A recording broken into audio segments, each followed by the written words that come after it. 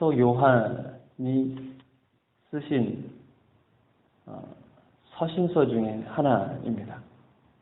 요한이서. 사도 요한이 AD 95년, 96년쯤 됐었을 때 사도 요한이 에베소에서 요한 2서의 말씀, 요한 1서, 그리고 요한 3서 이 말씀을 기록하게 됩니다. 요한 1, 2, 3서의 특징이 좀 비슷해요. 사도 요한이 있었던 이 에베소라고 하는 지역, 우리가 요한계시록을 통해서도 잠깐 설명을 들었겠지만, 에베소라고 하는 지역은 항구 도시였잖아요. 항구 도시이다 보니까 무역의 중심지였었고, 무역뿐만 아니라 문화, 그리고 경제, 교육, 이런 모든 면에 있어서 하나의 중심지가 되었었던 그런 곳이 바로 에베소라는 지역이었습니다. 그런데 문제는 뭐냐면, 중심이 그렇게 이루어지는 건 받아들일 수 있겠지만, 사람들이 단순히 물건 팔고 매매하고 하는 것에서 머무는 것이 아니라 자기 나라에서 자기가 섬겨왔었던 종교마저도 가지고 들어오게 되는 겁니다.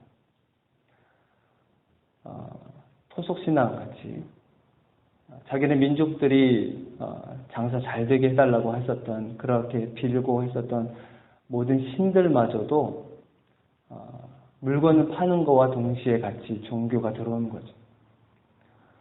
그러니 그 에베소라는 지역은 어떤 잡신들이 굉장히 난무했었던 장소였습니다.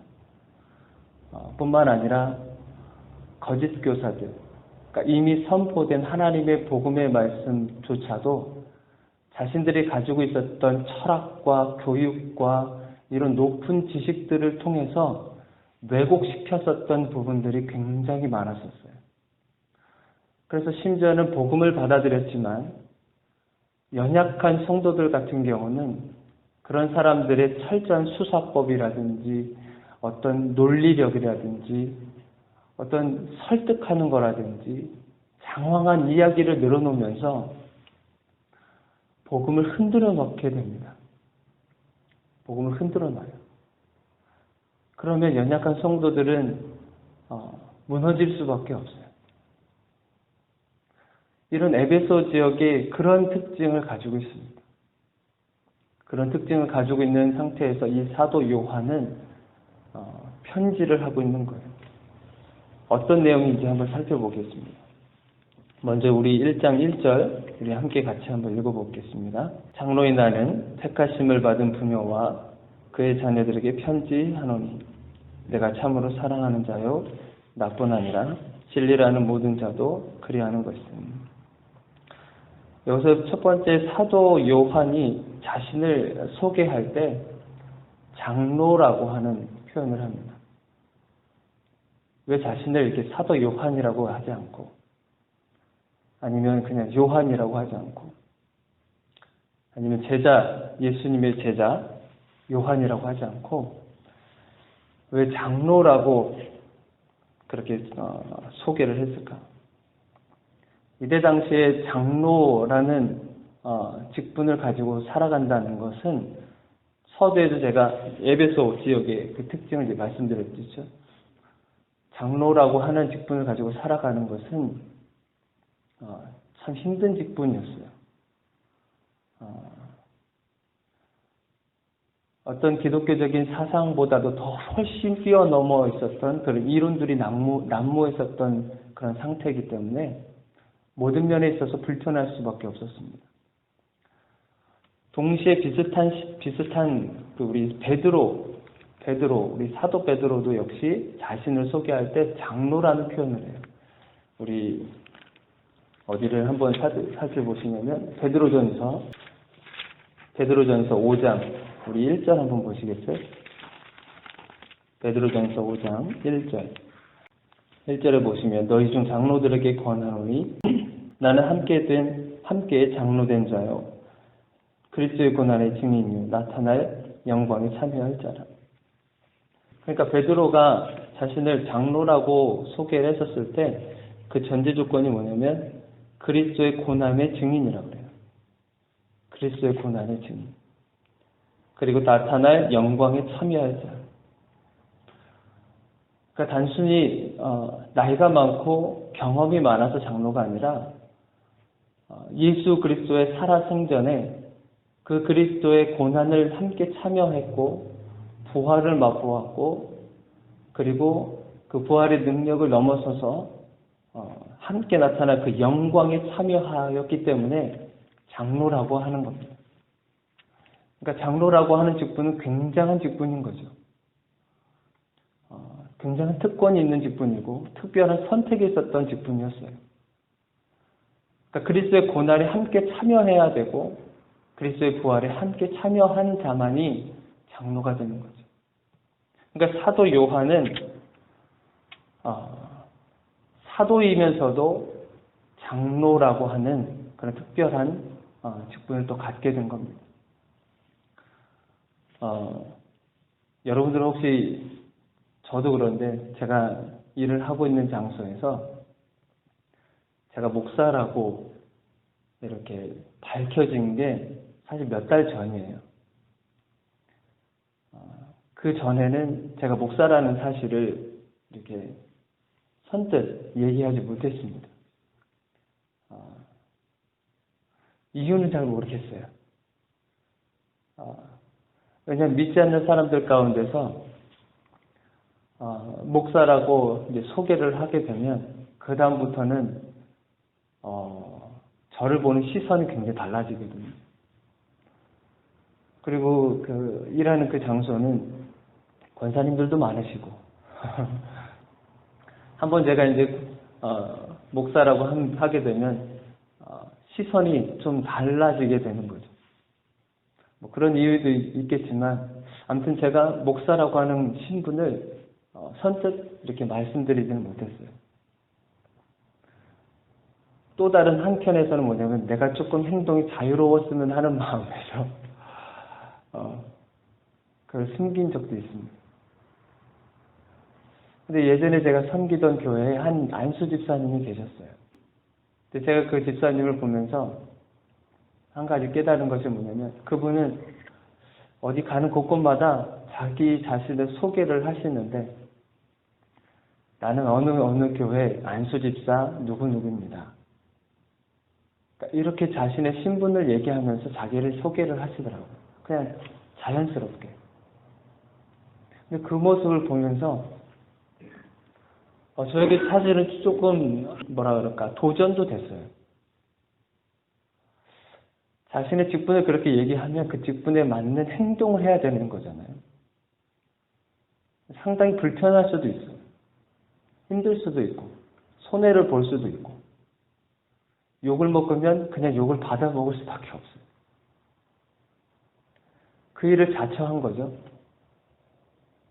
그 모습을 보면서 나는 왜 목사를 떳떳하게 얘기하지 못했을까?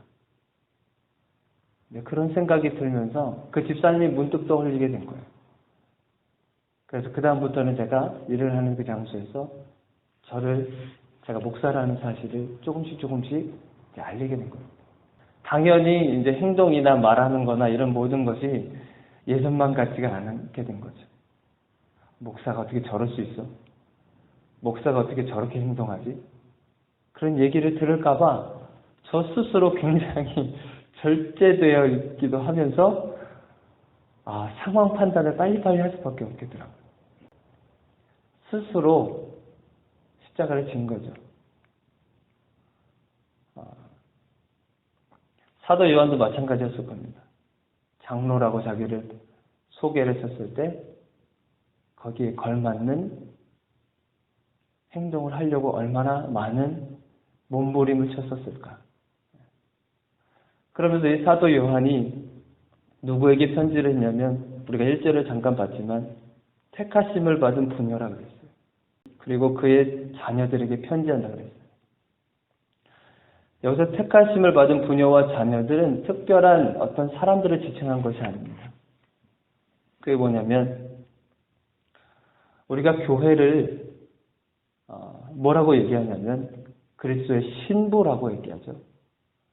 우리가 교회를 그리스도의 신부라고 얘기합니다. 그러니까 여기서 택함 받은 부녀라고 하는 것은 어떤 부녀를 얘기하는 그걸 얘기하는 것이 아니라 교회를 얘기하는 겁니다. 그리고 그 자녀들이라고 하면 그 교회에 있는 성도들을 얘기하는 거예요. 이 요한 2서의 말씀은 단순히 에베소에 있는 교회만 얘기하는 것이 아니라 그 에베소를 중심으로 우리가 요한계시록에서 봤었던 7개 교회들이죠. 그 7개 교회들이 서로 돌아가면서 볼 수 있도록 써놓은 서신이 바로 요한 2서거든요. 그러니까 에베소 교회뿐만 아니라 다른 교회들, 에베소 교회, 서모나 교회, 빌라델비아 교회, 사대 교회 이런 7개 교회들에게도 동일하게 읽혀지도록 쓰여진 거예요. 그러니까 이 교회들에게 그리고 거기에 있는 성도들에게 이 편지를 쓰고 있는 겁니다. 그러니까 그때 당시 그 7교회들이 얼마나 많은 유혹들이 많았겠어요. 우리가 요한계시록에서 우리 목사님의 설교를 들었듯이 그런 상황 가운데서 얼마나 로마 통치하에서 그 믿음을 지켜나가는 것이 얼마나 힘들었겠습니까? 그 교회들을 향해서 사도 요한이 편지를 쓰게 되는데 어떤 내용이냐면 에베소에 있었던 그 모든 교회의 상황들, 다른 교회에 있었던 모든 상황들을 봤듯이 믿음을 지켜나가는 것이 그렇게 쉽지만은 않았어요. 뿌리까지 흔들릴 수밖에 없는 그런 상황이 될 수밖에 없었어요. 먹고 살기 위해서는. 그런데 그 안에서 사도 요한이 무엇을 얘기하냐면 그 가운데서 진리와 사랑 가운데서 거하라는 거예요. 우리가 3절 한번 보겠습니다. 3절 함께 읽겠습니다. 은혜와 긍휼과 평강이 하나님 아버지와 아버지의 아들 예수 그리스도께로부터 진리와 사랑 가운데서 우리와 함께 있으리라. 그런 혼란 상황 속에서 진리와 사랑 가운데 머물르라고 하는 거예요. 진리와 사랑 가운데. 그러면 그 진리와 사랑 가운데서 어떻게 머물러야 하는가? 그래서 구체적으로 어떻게 나오냐면 우리 4절을 한번 보겠어요. 4절 하반절에 보니까 진리를 행하는 자라고 되어 있어요. 그리고 5절도 한번 보시면 서로 사랑하자라고 되어 있어요. 6절도 한번 보시면 계명을 따라 행하라고 되어 있어요. 진리를 행하고 서로 사랑하고 계명을 행하라는 거예요. 그러니까 진리와 사랑 안에서 머물 수 있는 방법은 뭐냐면 진리와 사랑을 어떻게 하라는 거죠? 행하라고 하는 거예요. 진리와 사랑을 아는 것에서 머물지 말고 그것을 행하라고 하는 거예요. 우리 목회자도 마찬가지고 성도들도 그렇지만 아는 것에서만 그칠 때가 많아요. 진리를 아는 것, 사랑을 아는 것에서만 멈추지 그것을 행하는 자리까지 가는 것을 보기가 어려워요. 아는 것은요, 누구나 다 할 수 있어요. 예수 안 믿는 사람들도 거기까지는 갈 수 있어요. 그리고 우리가 그래서 그걸 흔히 넓은 문이라고 하죠. 누구나 다 가는 길, 누구나 다 하는 길. 그런데 예수님 분명 우리에게 말씀하시기를 넓은 길로 가지 말고 좁은 길로 가라고 하셨어요. 그 좁은 길은 무엇을 얘기하냐면 진리와 사랑을 알았느냐? 그러면 이제 행하라는 거죠. 행하는 것이 좁은 길이에요. 왜 예수님이 좁은 길로 가라고 하셨을까요? 그것이 생명의 길이기 때문에 그렇죠. 그럼 그 뒤집어서 얘기하면 넓은 길로 가는 건 사망의 길이거든요. 진리를 아는 것과 사랑을 아는 것은 그냥 아는 것에서만 그치면 그것은 사망의 길이기 때문에 그래요. 계속 곱씹었어요. 왜 하나님이 행하라고 하는 것에 이렇게 집착하신 만큼 행하라고 자꾸만 얘기를 하셨을까? 갈라디아서를 보면 그냥 행하는 것보다도 그냥 믿음으로 말미암아 의인은 믿음으로 말미암아 구원을 받는다라고 그냥 말씀하셨어요. 그럼 우린 구원받는 백성으로 그렇게 살면 되는 건데, 또 다른 서신 야고보서를 보면 행함을 굉장히 중요하게 여기셨거든요. 행함이 없는 믿음은 죽은 믿음이라고 하셨어요. 왜 자꾸 하나님이 행하라고 하셨을까? 그냥 듣는 것으로 끝나면 되는 건 아닌가? 그런 고민 속에서 계속 질문을 던지기 시작했어요. 왜 하나님이 행하라고 하셨을까? 행하라고 하셨을까? 그것이 무엇이 그렇게 중요하길래? 저도 신앙생활을 그렇게 여러분보다는 오래 하지는 않았지만 지금까지 생활해 오면서 가장 기억에 남는 게 뭐냐면 내가 부딪혔던 것이 기억에 많이 남아요. 내가 말씀 붙들고 씨름했었던 것이 기억에 많이 남아요. 우리가 왜 자꾸 선교를 가죠? 선교 가면 불편한 게 한두 가지가 아닌데 왜 가는 걸까요? 선교 현장 가면 내가 살아있는 걸 느끼거든요. 우리가 왜 구제하죠? 구제하려면 준비도 해야 되고 뭐 재정도 마련해야 되고 해야 될 것이 투성인데 왜 구제를 하는 걸까요? 구제 현장에 가면 내가 살아있는 것을 내가 느끼기 때문에 그래요. 왜 우리가 봉사를 할까요? 봉사하는 현장에 가니까 내가 살아있구나라는 걸 알기 때문에 그래요. 그러니까 하나님께서, 예수님께서 왜 자꾸 행하라 그러면 그것은 주님의 영광을 위해서뿐만 아니라 내가 살기 위해서라는 것을 알게 된 거예요. 내가 살기 위해서. 만약에 하나님께서 내가 너희를 사랑한다 그냥 말씀만 하시고 십자가를 안 지셨으면 저 십자가 사건이 나에게 그렇게 큰 감동이 됐을까? 천지 만물을 창조하신 하나님께서 내가 너를 사랑해. 내가 너의 고통을 알아. 내가 너의 삶의 현장에 처절한 그것을 알아. 그걸로 끝나셨다면 내가 과연 이 하나님을 믿었을까? 내가 하나님을 믿고 저 십자가에 감동이 있는 것은 하나님께서 말씀만 하신 것이 아니라 친히 그것을 살아내셨고 그것을 행하셨기 때문에 나에게 감동이 된다는 사실을 깨달은 거예요. 십자가를 지시는 얼마나 싫어하셨겠어요, 인간적으로. 그러니 이 잔을 내게서 옮기시옵소서라고까지도 인간적인 기도를 하셨겠죠. 그러나 그것을 지셨어요.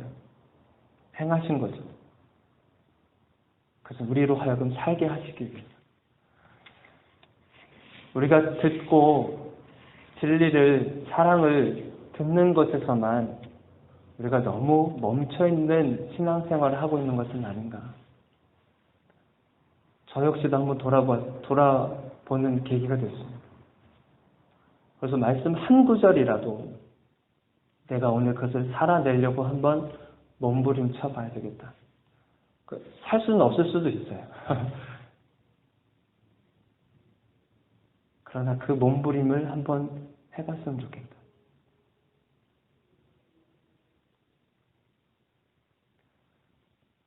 오늘 저와 여러분들이 어떤 말씀이든지 한번 하나라도 끄집어내셔서 한번 이 말씀으로 오늘 한번 살아보자. 그렇게 살았을 때 나에게 진짜 강한 믿음이 생긴다는 것을 알게 될 것입니다. 기도하겠습니다.